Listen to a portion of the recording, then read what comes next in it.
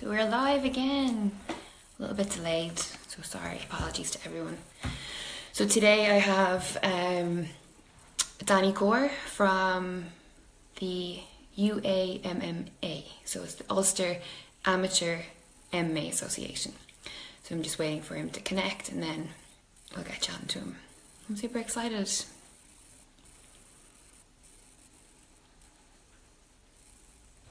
There's Danny.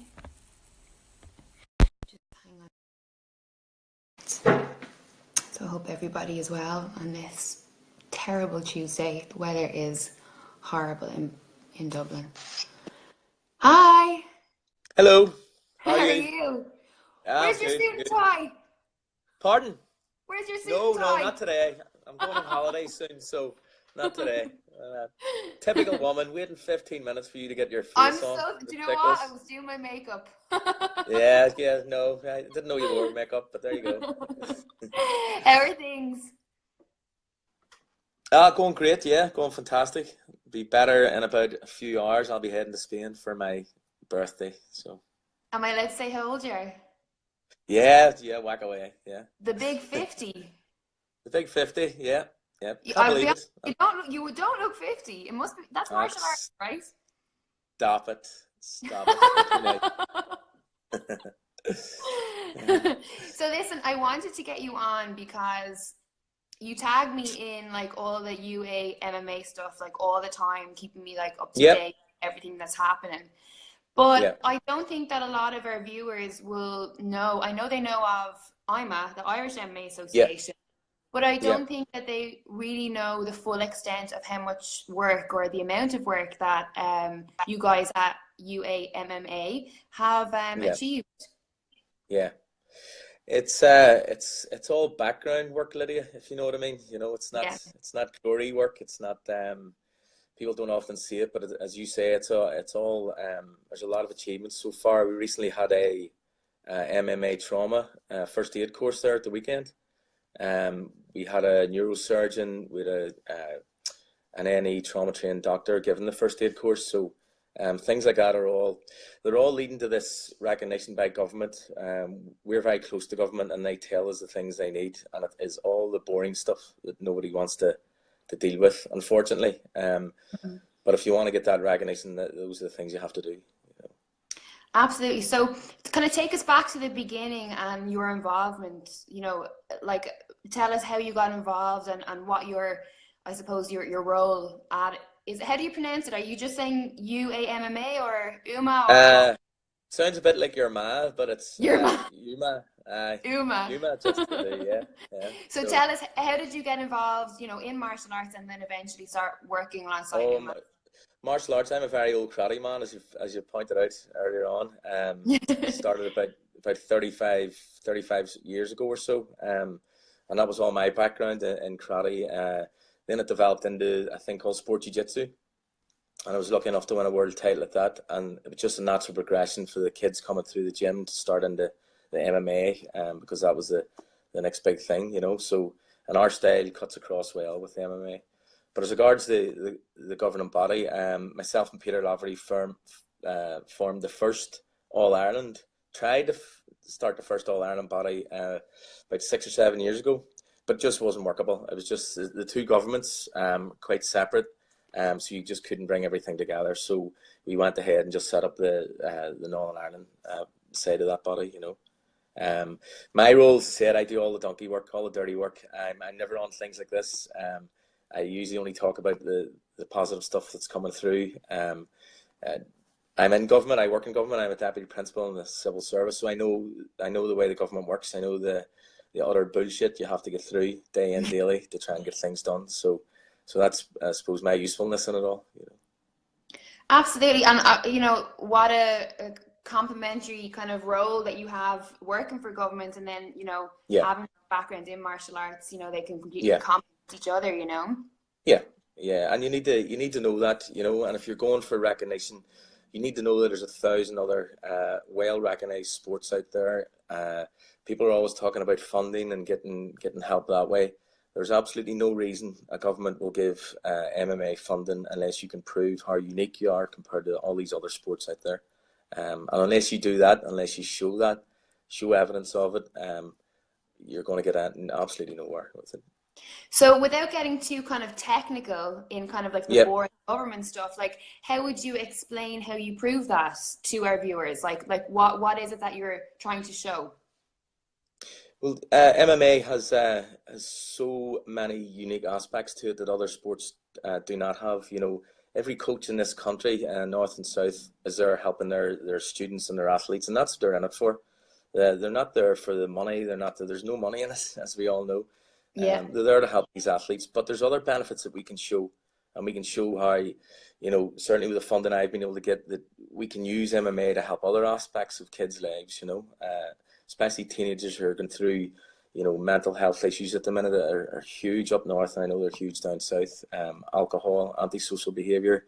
We have the added of some paramilitarism up here, which kids get involved in, and the adrenaline buzz they get through all that stuff, we can replace it with MMA, you know.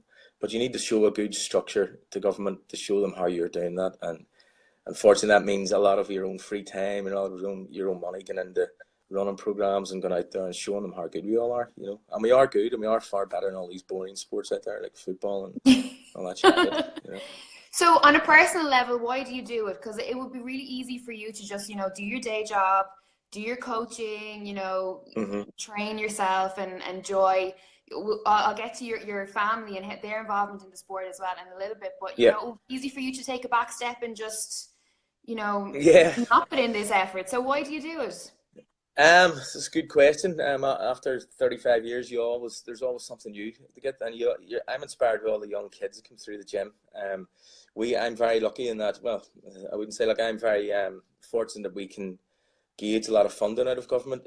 So there's no teenagers in my gym that actually pay for their training.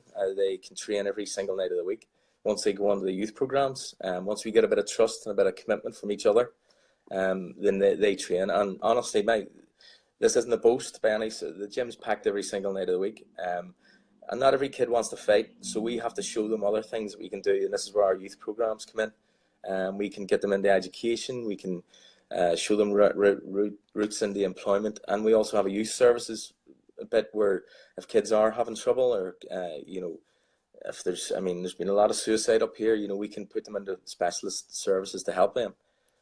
But the place to go to every night is the MMA to train and become a family. You mentioned that word earlier, so that's big for me. All my children do it, all my nephews do it, and you've probably seen a couple of them. My own son Jack is an IMAF, and Jared, he had that superb knockout with a kick at IMAF. So you know, every kid needs something. I was never good at any other sport, not much good at this sport, but I want to give them something and let them enjoy it every night of the week. So as cliched as that may sound, it's the truth. No, it's a very honest answer, you know what I mean? Like can't fault that answer at all, Danny. And for our people watching, what is the name of the gym that you train out of? ZKJ, Zanchin Karate Jutsu is the full title of it, but we just call it ZKJ. We've a gym in just outside Belfast, and we've got some government funding now to open an MMA centre for the gym up in West Belfast, in the heart of West Belfast. And that's fantastic. That'll be opening hopefully around September, and it's fully funded. It's going to be kitted out to state of the art. There's going to be an area where we can hold tournaments, plus a training area, and like a 26-foot competition cage will be in it. So, and that's all funded, but that's all come through all this hard work in the past, you know. So from the time of, you know, UAMMA's inception to now, how long has that time frame been? I think UAMMA started officially about 4 years ago. Okay, yeah. So it is 4 years is obviously a long time, but that's a lot of progress, you know, in 4 years, you know. There's a lot of progress, but you know, there's a lot of negativity about it. It's really difficult for coaches. It's really difficult for kids to get these fights. All the regulations coming in with the bloods and the medicals and what have you. It's totally understandable. That's really, really hard to get. And there's some negativity there, and people don't like it. People do like it, but unfortunately, you know, that's the push, you know, and I talked about other sports out there, you know, that have to be regulated, and it is boring, it is ridiculous some of the times, but it's either that choice between getting that recognition and hopefully some way down the line I can help other clubs and other organisations get the type of funding we're starting to get in now. I mean, we're able to employ, we'll probably talk about that later, we're able to give employment now for two of the kids, Jack, my own son, and Natalie as a youth worker. So wouldn't it be great if all gyms could get that, you know? And it is possible. 100%. It is possible. Are you starting to notice, Danny, that the kind of shift in the negative mindset about MMA and mixed martial arts is starting to shift a little bit? Are you starting to notice that people are starting to come around to the idea that it can benefit kids and that it can have a positive impact on the community? Lydia, we have just Comic Relief, which is a huge worldwide grant. You've heard of Comic Relief. Yeah, of course. Well, they have now took us about 3 years, and I've partnered with a group called the Northern Ireland Youth Forum and a guy called Chris Quinn. And that youth forum gives us that structure and that expertise to help kids. So when you partner up with a group like that, and it means you can go to government stronger, and you can show them. You have to show them evidence. You have to show them all the written work, all the pilot stuff you've done, and they love it. They absolutely love it. We're able to, for the next 2 years, we're able to employ two. Well, not a youth forum, we're able to employ 2 people to work solely on MMA and personal development for young kids who have difficulties in their lives, and they can get them through it, get them into MMA. And I'm often going to come with coaching courses as well, so people will actually get qualified in these things. So yeah, definitely, it is hard work. It is giving up a lot of your time. I go to work during the day. Some people say I don't work, but I train I coach every single night of the week. So you have to find that time to push it forward. And as I say, I know I've been around a long time. I know how to speak to the government. I know the benefits of my sport and this sport. I know what all the coaches in Ireland want. And I mean, there isn't a bad coach in this country, and it needs to be out there. And people need to know that. Absolutely. And I know we touched on it earlier on a little bit. Some people would say that you spend so much time, working in MMA, training, coaching, but it's probably easy for you as well because you do have all your family involved in the sport as well. Yes, yeah. Yes, my son Jack, he's had 2 European championships now.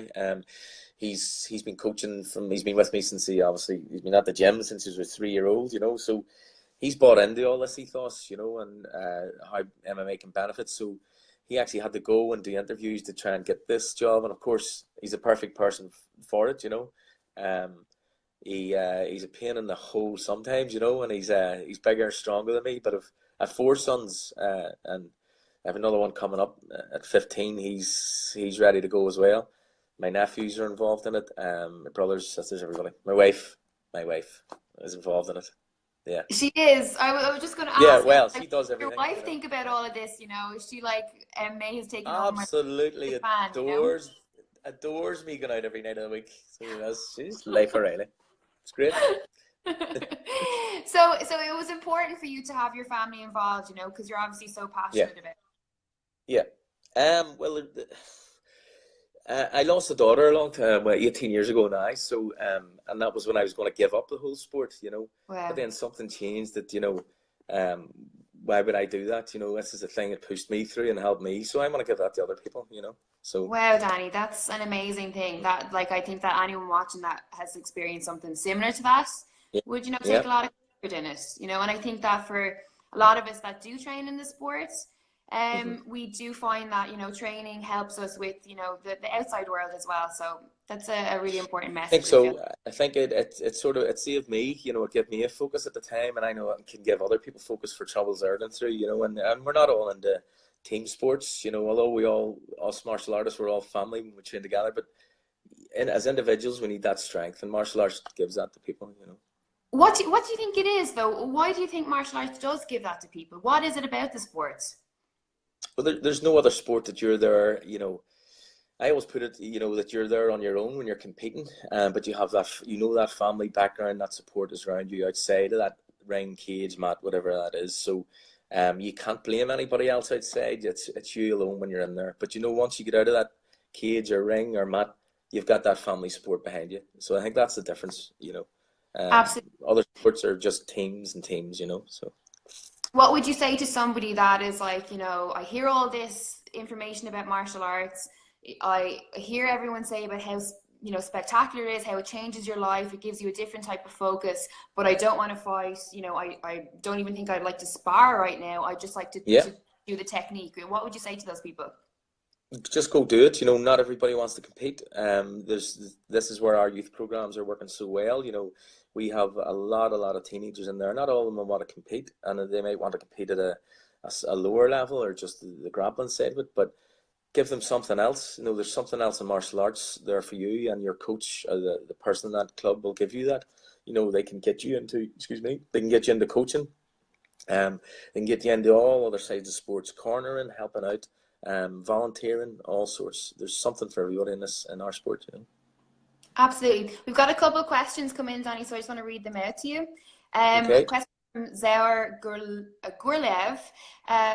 Hi Lydia, how are you keeping? It's great to see Danny Corr on the stream. I have a couple of questions. Firstly, I just want to say I think it's great what he's doing for amateur MMA in Northern Ireland. My question is, since the investment by Belfast Council into the youth centre, can he speak about some of the impacts that it has had on the youth in his areas? The Belfast Council Youth Centre is taking a wee while to get up and running. As all these things, it has to go through all these legal. We're now in the building stage of it, so the builders are in trying to get the work done, and it has to go through everything. You know, all this legislation. We've been outside of that. We've been working with groups for the last 2 or 3 years, taking groups to my own gym up in Glengormley, gone out to groups and working with them. Such an impact, you know. We have now, you know, kids who come through the original youth programs who are now becoming coaches themselves and sort of mentoring and, you know, helping out the new kids that are coming on. So it certainly isn't all me now, you know. Used to be all me. Now it's got all these younger ones are coming through. So they're seeing the benefit of it.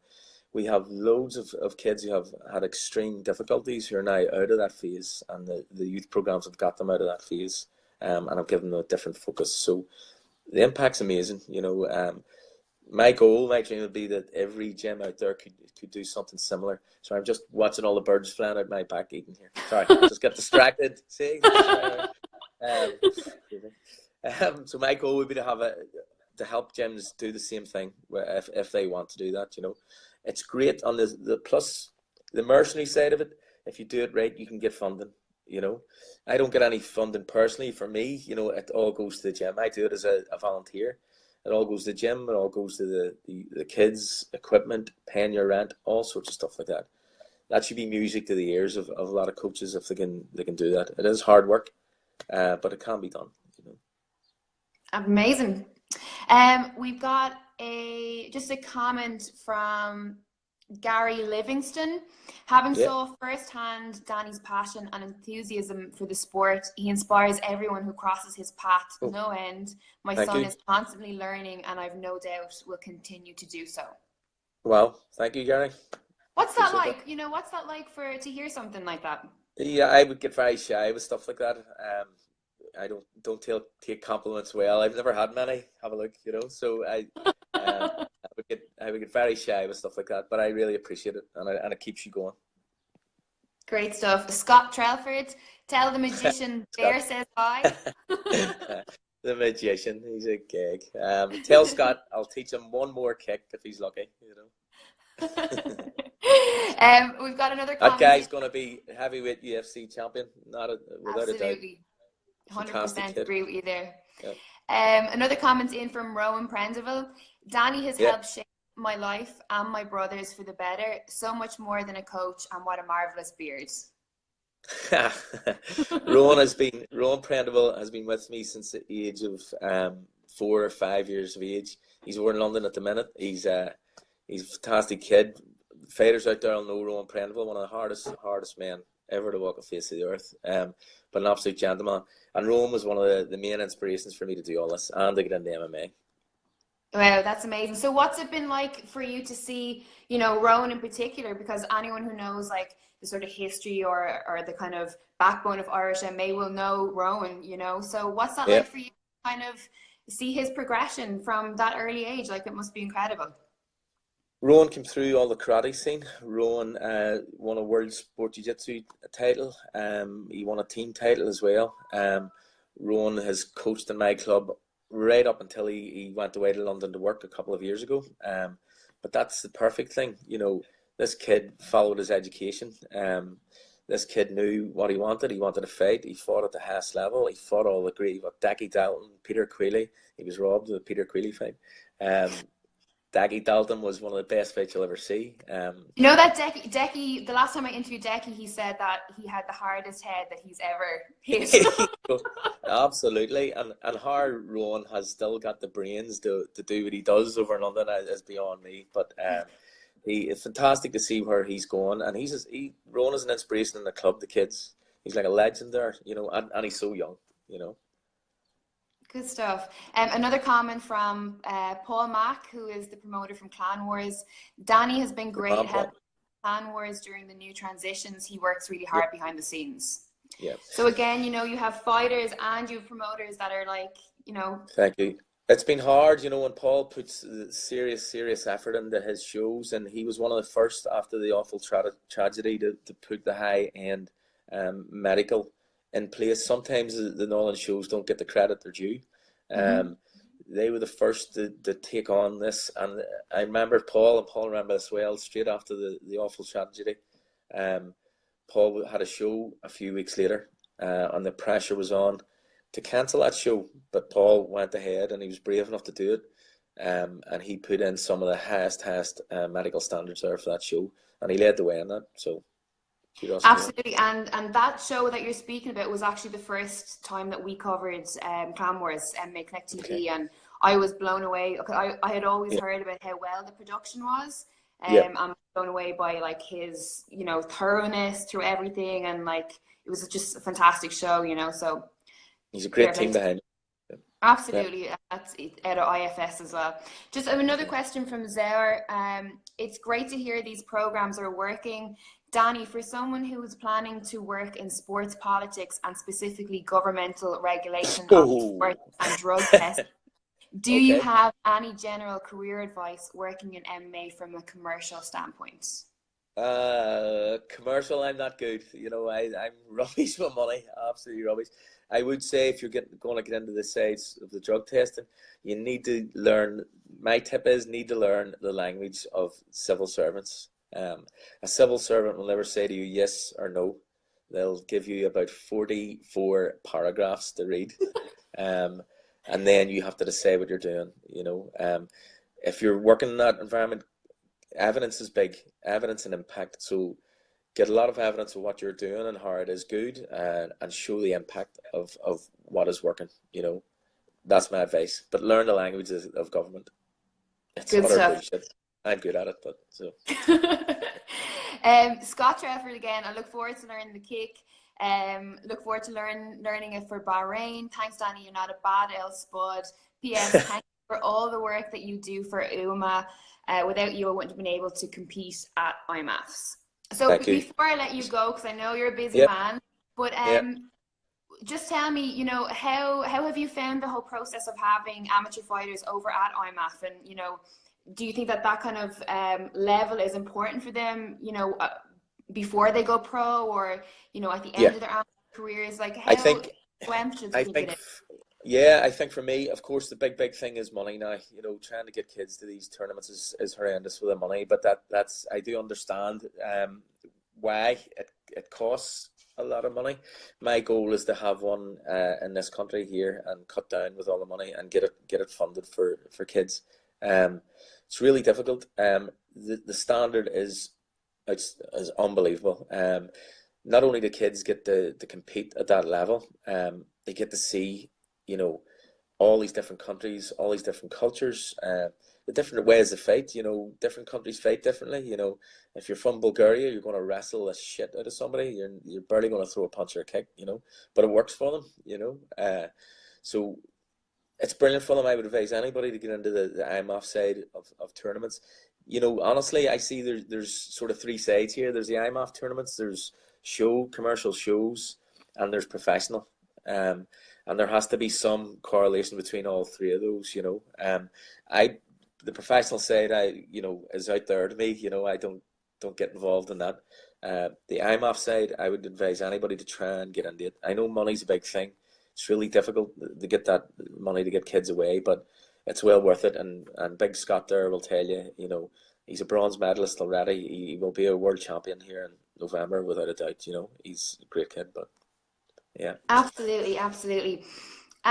Finally, I'd like to know your opinion, or get you to give your advice to the young kids that are starting to train MMA, that have goals and aspirations to become world champions, professional fighters, but that might kind of buy into the whole, you know, that they just have to market themselves in a particular way, and the money will come and the contracts will come, and that, you know, all they have to do is just train and, you know, someone will just arrive on their doorstep.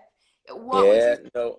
Look, I'm an old traditional martial artist. I hate all that you know, bad talking and bad mouthing. I don't think it gets you anywhere. Look, there's no money in this sport at the minute. You know, I'm sure a lot of professionals will tell you that themselves. Are scrimping and scraping to get by. If I was a young kid coming into this sport, focus on your sport. Find a great gym, and there's plenty in this country.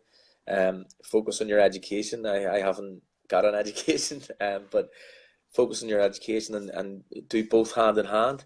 Don't put all your eggs in one basket. Don't turn professional. You know, keep an amateur. Try to get into the IMAF stuff. You know, you can rank up. I mean, my own son's ranking up he's about 7, 8 fights already within a year. You know, so get into that. Have hundreds of fights. You know, you can have hundreds of fights at amateur level. And if somebody will see you, if they want to take you on professional, get advice, get a good manager, and get as much money out of those bastards as you can, because it's a short life in MMA. So, yeah. good advice, good advice. And finally, is there any, you know, do you have any thank yous, any shout outs, anything to let our viewers know what's coming up for UAMMA in the future? I'd just like to thank everybody it's behind me in my own club, Chris Quinn and the Online Youth Forum, who's pushed all this through for me. Peter Lavery does an amazing amount of work with UAMMA. Rodney Moore is the same. We have got we have the referee. We had our first Mark Goddard referee course there recently. People got regulated to that, and there's much more of that to come. You know, I think Bahrain's the next thing for people in the World Championships. It's going to be a lot of money. I'm hoping the Prince just sells one of his watches and lets both North and South just fly over, you know. So his watch will pay for it. A campaign. Yeah, that's it. You know? So yeah. Thank my wife before she gives me a chicken. Absolutely. What's your wife's name? Valerie. Valerie, thank you for your patience allowing him to do this. Yeah. Well, listen, thank you so much, Danny. I really appreciate you taking the time, and, you know, congratulations with everything so far. You know, it really is so impressive. Like, thank you very much. Thank you. Okay. Take it easy and have a good holiday, and have a great happy birthday. Yes, thank you. All right. Bye. Talk to you soon. Bye bye.